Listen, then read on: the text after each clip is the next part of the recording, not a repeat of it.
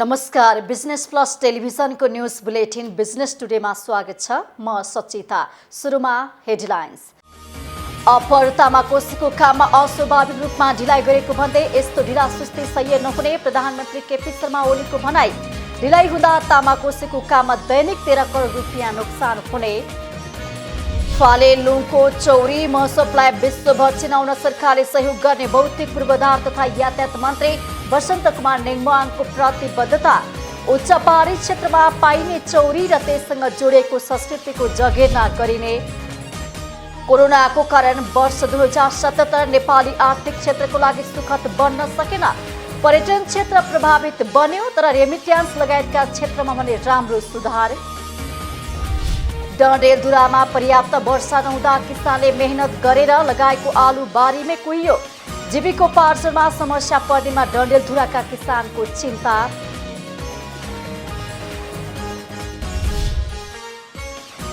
र वैदेशिक भूमिमा काम गर्ने युवा जमातको संख्या दैनिक बढिरहेको समयमा गाउँमै गाई भैँसी पालन गरेर मनग्गे आम्दानी गर्दै बागलुङका युवा।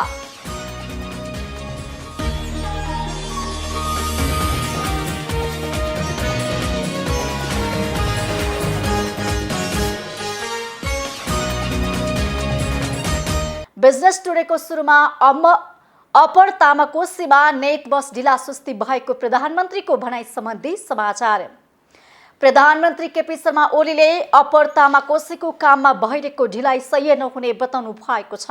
बिहीबार नापी कार्यालयबाट अनलाइन प्रणाली नेलिस तथा मेरो किताब मार्फत सेवा प्रवाहको उद्घाटन गर्दै प्रधानमन्त्री केपी शर्मा ओलीले अपर तामाकोसीको काममा अस्वाभाविक रूपमा ढिलाइ गरिएको भन्दै यस्तो ढिलासुस्ती सह्य नहुने बताउनु भएको हो। अपर तामाकोसीको काममा दैनिक 13 करोड रुपियाँ नोक्सान भइरहेकाले काम किन ढिलो भइरहेको छ भन्नेमा आफूले विशेष रुचि बनाउनु पर्ने आवश्यकता रहेको पनि प्रधानमन्त्री ओलीले बताउनु भएको छ। काममा ढिलासुस्ती भएमा ढिलासुस्ती गर्नेले नै त्यसको क्षतिपूर्ति बेहोर्नु पर्ने उहाँको भनाइ छ। अपर तामाकोसीको काममा जुन ढिलासुस्ती छ त्यो अस्वाभाविक असाधारण छ। लगभग 1 वर्षदेखि म एउटै कुरा सुनिराखेको छु कि एउटा सानो मेसिन के जडान गर्न छ। 1 वर्ष अगाडि सुनेको त्यही हो, 10 महिना अगाडि सुने त्यही हो, 8 महिना अगाडि सुने त्यही हो, 6 महिना अगाडि सुने त्यही हो, 4 महिना अगाडि सुने त्यही हो, 3 महिना अगाडि सुने त्यही हो, अघिल्लो महिना सुने त्यही हो। अहिले पनि सुन्दाखेरि एउटा सानो पाइप के जाति मेसिन त्यहाँ यसो राख्नु छ भने त्यति राख्न दिनमा प्रत्यक्ष 5 करोड त्यसमा नोक्सान भइराखेको छ। परोक्ष समेत गरेर भन्ने हो भने 13 करोड दैनिक नोक्सान भइराखेको छ। र केही मान्छेहरूको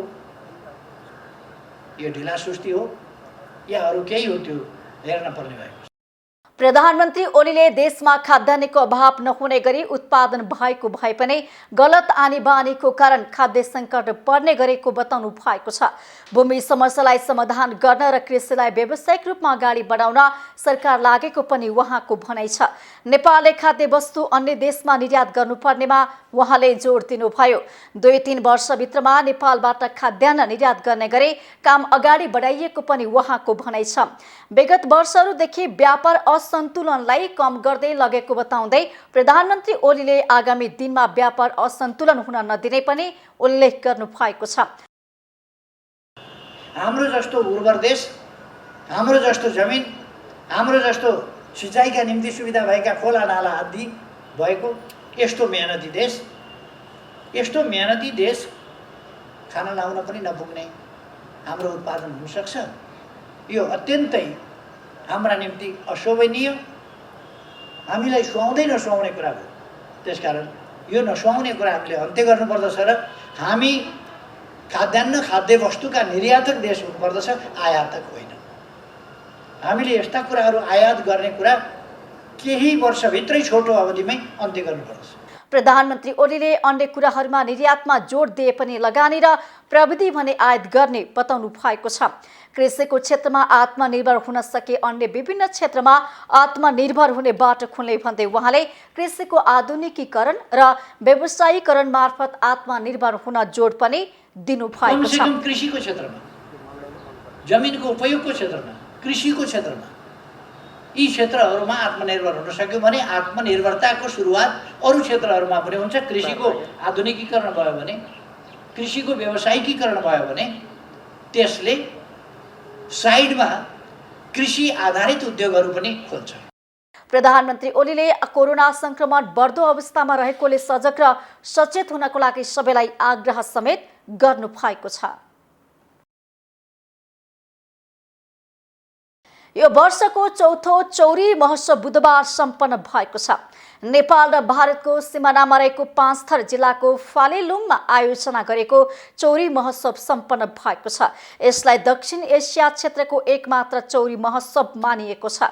उच्च पहाडी क्षेत्रमा पाइने चौरी र त्यससँग जोडिएको संस्कृतिको जगेर्ना गर्ने उद्देश्यले विगत 4 वर्षदेखि चौरी महोत्सव आयोजना हुँदै आएको छ। फालेलुङ क्षेत्र घट्दै गएको र भएको क्षेत्र पनि व्यवस्थित नहुँदा चौरी पालक किसान घट्दै गएका छन्। यस क्षेत्रका सांसद तथा सरकारका भौतिक पूर्वाधार तथा यातायात मन्त्री वसन्त कुमार नेङमाङले फालेलुङको चौरी महोत्सवलाई विश्वभर चिनाउन सरकारले सहयोग गर्ने प्रतिबद्धता व्यक्त गर्नु भएको छ।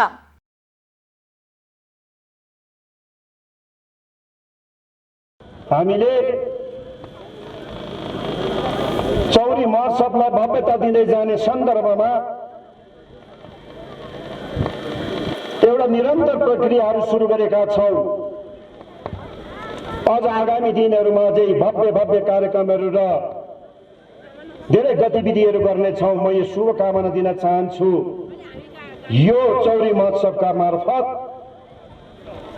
फालेलुङको चौरी महोत्सव भन्न साथ फालेलुङको चिनारीलाई नेपाल र भारतमा मात्र होइन, फालेलुङ भनेर संसारभरि चिनाउने एउटा अवसरको रूपमा पनि अगाडि बढाएका छौँ।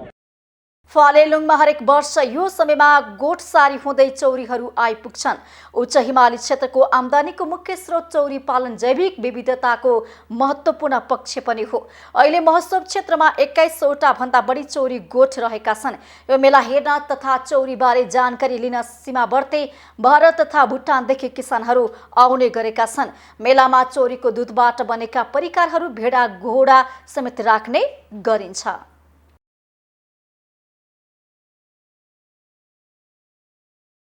कोरोना महामारीको कारण वर्ष 2077 नेपाली आर्थिक क्षेत्रको लागि सुखद बन्न सकेन। विश्वव्यापी रूपमा फैलिएको कोरोनाको कारण विश्व अर्थतन्त्र नै प्रभावित हुँदा नेपालमा पनि अछुत रहन सकेन। सरकारले लगभग 7.2 को आर्थिक वृद्धि दर हासिल गर्ने उद्देश्य राखेको थियो, तर अहिले 2.7% हासिल गर्ने सम्भावनामा समेत खुसी हुनुपर्ने अवस्था आएको छ। वर्ष 2077 हामीबाट विदा भएको छ। यो वर्ष नेपालको आर्थिक क्षेत्र पनि नराम्ररी प्रभावित भयो। विशेष गरी कोरोना महामारीको कारण मुलुकको आर्थिक मेरुदण्डको रूपमा रहेको पर्यटन क्षेत्र तथा होटल क्षेत्र तहस नहस नै भयो। यसको प्रत्यक्ष प्रभाव यो क्षेत्रमा जोडिएका 10 लाख मजदुरको रोजगारीमा समेत पर्यो।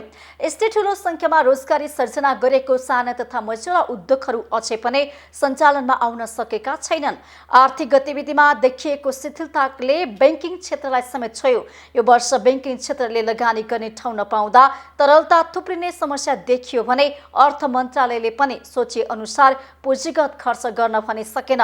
तर वर्ष 2077 मा नेपालमा नराम्रा घटना मात्र भएनन्, रेमिट्यान्स प्रभाव बढ्ने जस्ता सन्तोषजनक गतिविधि पनि रह्यो। यस्तै मल कारखाना खोल्ने तयारी नेपालमा गरिएको छ भने पशु पंक्षी र माछा मासुमा आत्मनिर्भर भएको घोषणा समेत यस वर्ष भएको छ। यस्तै लगानीको हिसाबले वातावरण बन्दै गएको अवस्थामा पूर्वाधार क्षेत्रमा सोचे भन्दा बढी प्रगति भएको छ।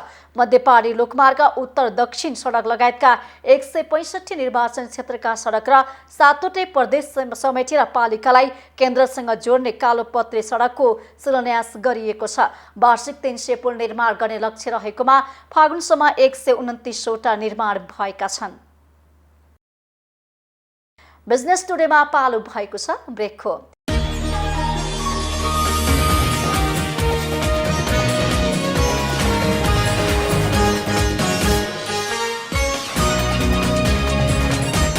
बिजनेस टुडेमा पुनः स्वागत छ। अब बाँकी समाचार। डडेलधुरामा पर्याप्त वर्षा नहुँदा किसानले मेहनत गरेर लगाएको आलु बारीमै कुहिएको छ। लामो समयदेखि वर्षा नहुँदा डोटी घटाल क्षेत्रका किसानले लगाएको आलु बारीमै कुहिन थालेको हो। एक रिपोर्ट। डडेलधुराको अमरगढी नगरपालिका 3 डोटी घटाल क्षेत्रका किसानले लगाएको आलु बारीमै कुहिन थालेको छ। लामो समयसम्म वर्षा नहुँदा आलु कुहिन थालेपछि किसान चिन्तित भएका छन्। जमिन पनि सुक्खा भएको तरकारी खेतीमा सिंचाई समेत हुन सकेको छैन। अन्य व्यवसाय छाडेर व्यावसायिक रूपमै तरकारी खेती गर्दै आएका अमरगढी नगरपालिका 3 का किसान तरकारी बारीमै कुहिन थालेपछि चिन्तित बनेका हुन्। पानी नभएर सुकिया हो। अब क्या दाव ये आलू सुखी बरिशा भया कि खाना आवेला वर्ष क्या लेता अनुदान में दिया हो हमला यो आलू को बिउ काम ठाई अनुदान में आया हो। इसे सुखी बर गयो गाउँ लाया गाउँ पनि सुक्यो आलू पनि सुक्यो। अब अहिले वर्ष के खाए बर बच्चा हम त मुस्किल भयो। परम्परागत खेती छोडेर तरकारी खेतीबाट सिजनमा आलु मात्र बिक्री गरेर किसानले 3 लाख बढी आमदानी गर्दै आएका थिए। खडेरीका कारण बारीमै आलु कुहिएपछि उनीहरूको जीविकोपार्जनमा समस्या आइपरेको छ। इसाई आलू बेचबर गाउँ भद्दियौँ, इसाईले केट पढाउन्यौँ, इसाईले नुन तेल खान्यौँ, इसाई आलुले लुगा कपडा जति लगाए हो वर्षभरिको हामीलाई हुन्थ्यो। अहिले अब सागे खानाइ पनि भएन। यता अमरगढी नगरपालिका वडा नम्बर 3 ले भने तरकारी बारीमै कुहिन थालेपछि तरकारीको बिमा गर्न सुरु गरेको र किसानलाई सक्दो सहयोग गर्ने बताएको छ। अब वडाले पनि हामीले गर्छौं। अहिले चाहिँ हामीले केही छलफलमा राखेका छैनौं। हामीले चाहिँ किसानलाई सहयोग गर्छौं।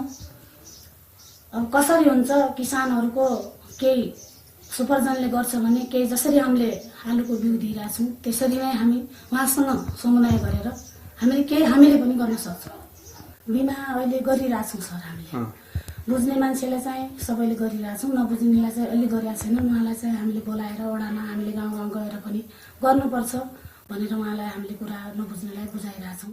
यहाँ उत्पादन हुने तरकारी जिल्ला सदरमुकाम सहित तराईका जिल्लाहरूमा समेत निर्यात हुने गरेको छ।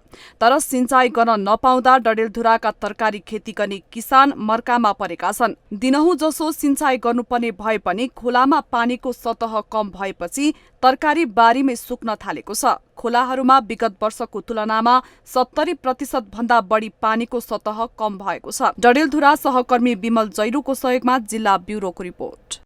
सप्तरीको सप्तकोशी नगरपालिकामा 3 महिने प्राविधिक शिक्षा तथा व्यावसायिक तालिम सुरु भएको छ। तालिमबाट श्रम बजारको लागि दक्ष प्राविधिक तयार हुने र युवा स्वरोजगार बढ्ने साथै व्यवसायीकरण हुने विश्वास लिएको छ। एक रिपोर्ट।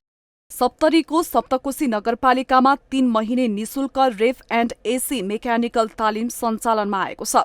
प्राविधिक शिक्षा तथा व्यावसायिक तालिम परिषद जनकपुर धनुषाको आर्थिक सहयोग तथा एक्सपर्ट टेक्निकल कलेज इटहरीको आयोजनामा सञ्चालन भएको तालिमले युवाहरू स्वरोजगार व्यावसायिक तथा उद्यमशीलता हुने विश्वास गरिएको छ। तालिममा 20 जना प्रशिक्षार्थी सहभागी छन्। तालिमले स्वदेश तथा वैदेशिक रोजगारीमा जाने सोच भएका युवालाई समेत सहयोग गर्ने बताइएको छ। यहाँ अहिले हाम्रोमा 20 जना नै लिस्ट आएको छ हैन। हुन चाहिँ 24 जना हुनुहुन्छ। 24 जनामा 4 जना हामीले चाहिँ पहिलोको नाम निकालेर 20 जनालाई चाहिँ स्टार्ट गरेका छौँ। उहाँहरूलाई हामीले दिने ज्ञान भनेको सिटिभिटी लेभल 1 भन्छौँ, जुन 390 घण्टाको करिकुलम अनुसार हामीले उहाँहरूलाई सिकाउँछौँ। त्यो आफै पूर्ण रूपको एउटा करिकुलम हो र त्यसमा सिकेपछि उहाँहरूले फ्रिज एसी राम्ररी बनाएर काम गर्न सक्नुहुन्छ। प्लस एसीमा पनि विभिन्न किसिमका टाइप्सहरू हुन्छन् हैन। तिनीहरूको बारेमा चाहिँ फेरि अलग्गै लेभल 2 को क्लासहरू हुन्छ, त्यो लिन सक्नुहुन्छ। तालिमले युवाहरूलाई स्वरोजगार हुनेतर्फ प्रेरित गर्ने, उद्यमशीलता विकास हुने र वैदेशिक रोजगारीमा जान चाहनेलाई दक्षता हासिल हुने विश्वास छ। यसले चाहिँ 100% व्यावसायिक हुन चाहिँ हामीलाई मद्दत गर्छ भन्ने विश्वास छ। यस तालिमले चाहिँ आफै उद्यमशील भएर आफै व्यवसाय सुरु गर्न सकिन्छ। वर्कसपहरू खोलेर यी कार्य सुरु गर्न सकिन्छ र वैदेशिक रोजगारमा जाँदाखेरि पनि अध्यक्ष जनशक्ति भन्दा हामी केही सिप भएकोलाई केही फ्यासिलिटी हुन्छ भन्ने विश्वासले हामी यो तालिम लिँदैछौँ। आगामी दिनमा नगरपालिकाले प्राविधिक तथा आर्थिक सहयोग थप तालिम सञ्चालन गर्ने योजना बनाएको छ। प्राविधिक शिक्षाले स्वदेशमै रोजगार प्रदान गरी वैदेशिक रोजगारीमा जानुपर्ने अवस्थाको अन्त्य हुने विश्वास लिएको छ। यो चाहिँ प्रदेश नम्बर 2 को सरकारले चाहिँ यो कार्यक्रमको लागि चाहिँ सूचना प्रवाह गरेको थियो। अनि यो चाहिँ इटहरीको टेक्निकल चाहिँ इन्स्टिच्युटले चाहिँ त्यो कार्यक्रम पारेको र त्यो कार्यक्रम चाहिँ यहाँ सम्भावित चाहिँ अब यो अलिकति मार्केट छ, यहाँ युवाहरू छन् भन्ने हिसाबले चाहिँ यहाँ राख्न चाहिँ उसले प्रपोज गरेर हामीले चाहिँ एक्सेप्ट गऱ्यौँ। तालिमबाट प्रशिक्षार्थी दक्ष जनशक्ति श्रम बजारमा जाने र स्वरोजगार हुने प्रशिक्षक बताउँछन्। यो ट्रेनिङको दौरानमा विद्यार्थीहरू कति इन्ट्रेस्टेड छ त्यसमा भर पर्ने कुरा हो। जति इन्ट्रेस्ट भयो हामी प्रोडक्ट त्यति राम्रो निकाल्न सक्छौँ र जति इन्ट्रेस्टेड विद्यार्थी र जति उपस्थिति भएर आउन सक्छौँ त्यसकै आधारमा हामी प्रोडक्ट चाहिँ उत्पादन गर्न सक्छौँ र फ्रिज एसीको भविष्य धेरै राम्रो छ आउने टाइममा र प्रविधि पनि अलिकति चेन्ज गर्दै गरेको हुनाले अपडेट कतिको गर्न सकिन्छ भन्ने कुरालाई चाहिँ आधार मानेर यो तालिम चाहिँ हामी सञ्चालन गर्छौँ फतेपुरमा। श्रम बजारमा दक्ष शक्तिको ठूलो माग छ। विकास उन्मुख राष्ट्रमा दक्ष श्रम शक्तिको महत्त्वपूर्ण स्थान हुँदा स्थानीय तहले प्राविधिक शिक्षालाई प्राथमिकतामा राख्नुपर्ने देखिन्छ। सप्तरीबाट सहकर्मी सुमन रायमाझी र अमन बस्नेतको रिपोर्ट। बिजनेस टुडेमा पालो भएको छ ब्रेकको।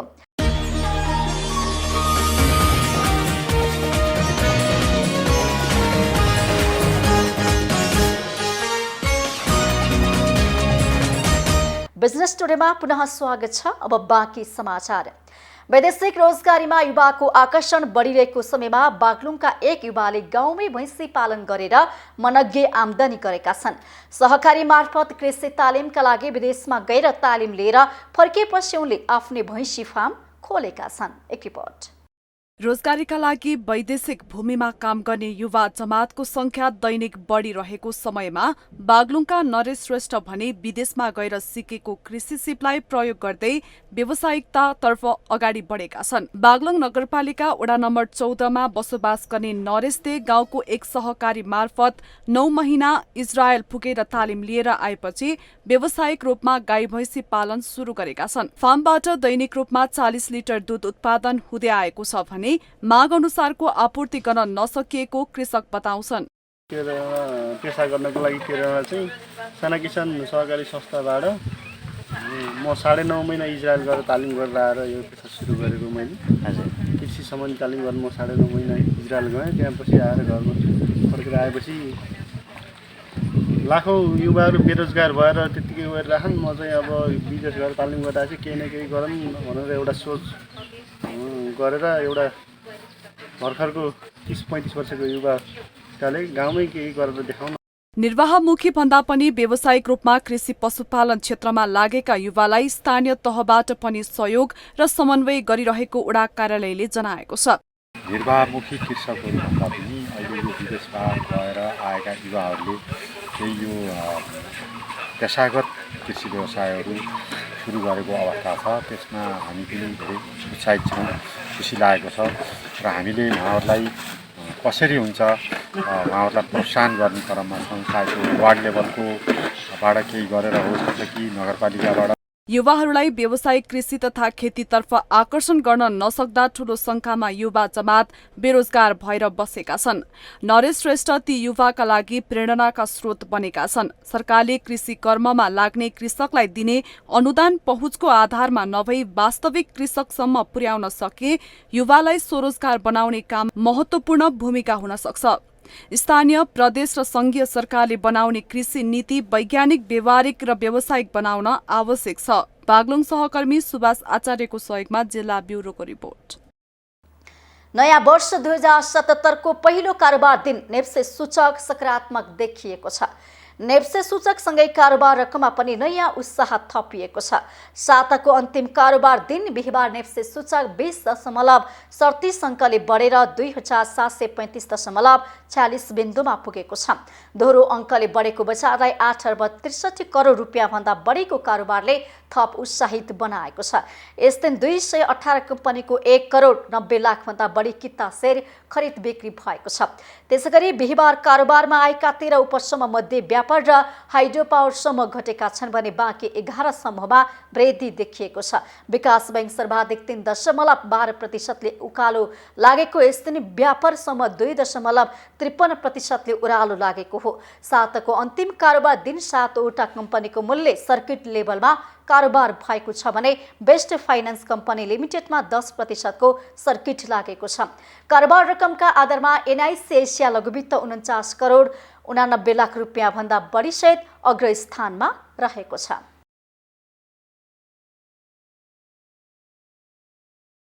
बुलेटिनको अन्त्यमा अहिलेसम्मका हेडलाइन्स। अपर तामाकोसीको काममा अस्वाभाविक रूपमा ढिलाइ गरेको भन्दै यस्तो ढिलासुस्ती सह्य नहुने प्रधानमन्त्री केपी शर्मा ओलीको भनाई। ढिलाइ हुँदा तामाकोसीको काममा दैनिक 13 करोड रुपियाँ नोक्सान हुने। फालेलुङको चौरी महोत्सवलाई विश्वभर चिनाउन सरकारले सहयोग गर्ने भौतिक पूर्वाधार तथा यातायात मन्त्री वसन्त कुमार नेङमाङको प्रतिबद्धता। उच्च पहाडी क्षेत्रमा पाइने चौरी र त्यससँग जोडिएको संस्कृतिको जगेर्ना गरिने। कोरोनाको कारण वर्ष 2077 नेपाली आर्थिक क्षेत्रको लागि सुखद बन्न सकेन। पर्यटन क्षेत्र प्रभावित बन्यो तर रेमिट्यान्स लगायतका क्षेत्रमा भने राम्रो सुधार। डडेलधुरामा पर्याप्त वर्षा नहुँदा किसानले मेहनत गरेर लगाएको आलु बारीमै कुहियो। जीविकोपार्जनमा समस्या पर्नेमा डडेलधुराका किसानको चिन्ता।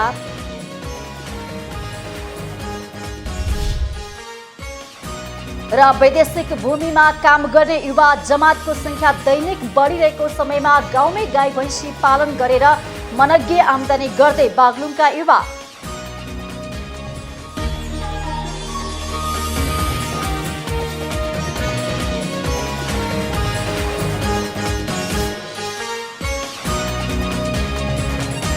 बिजनेस टुडे अहिलेलाई यति नै। हेर्दै रहनुहोला business plus television. Business plus, business first. नमस्ते।